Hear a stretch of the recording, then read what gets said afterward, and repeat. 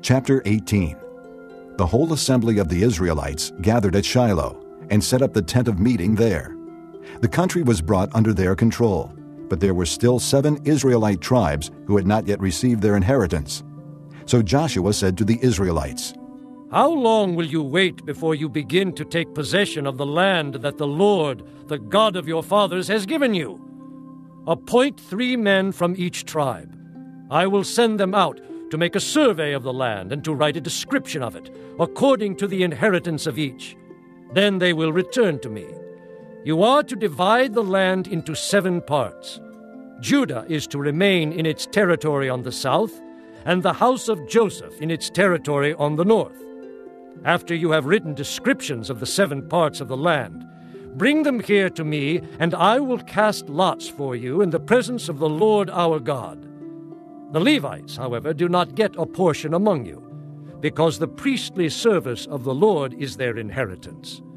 And Gad, Reuben, and the half-tribe of Manasseh have already received their inheritance on the east side of the Jordan. Moses, the servant of the Lord, gave it to them." As the men started on their way to map out the land, Joshua instructed them, "Go and make a survey of the land and write a description of it. Then return to me, and I will cast lots for you here at Shiloh in the presence of the Lord."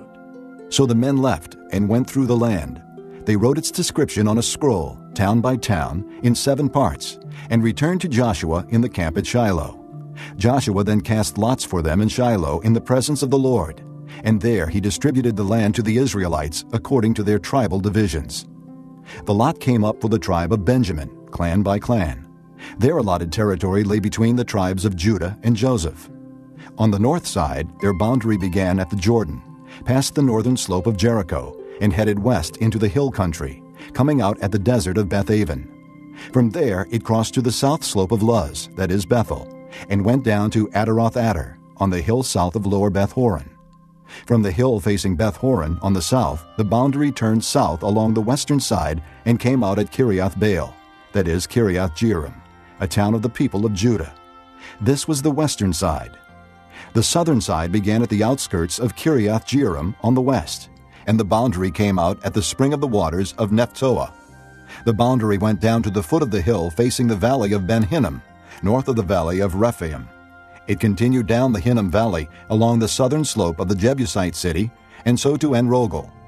It then curved north, went to En-Shemesh, continued to Geliloth, which faces the pass of Edomim, and ran down to the stone of Bohan, son of Reuben. It continued to the northern slope of Beth-Araba, and on down into the Arabah. It then went to the northern slope of Beth-Hoglah, and came out at the northern bay of the Salt Sea, at the mouth of the Jordan in the south. This was the southern boundary. The Jordan formed the boundary on the eastern side. These were the boundaries that marked out the inheritance of the clans of Benjamin on all sides.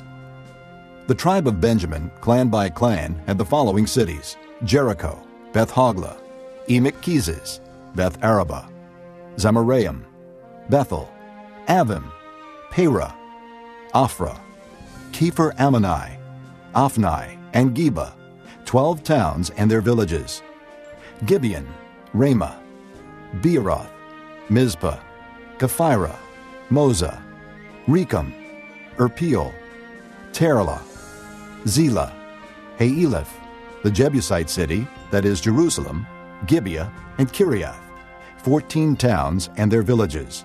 This was the inheritance of Benjamin for its clans. This concludes Disc 13.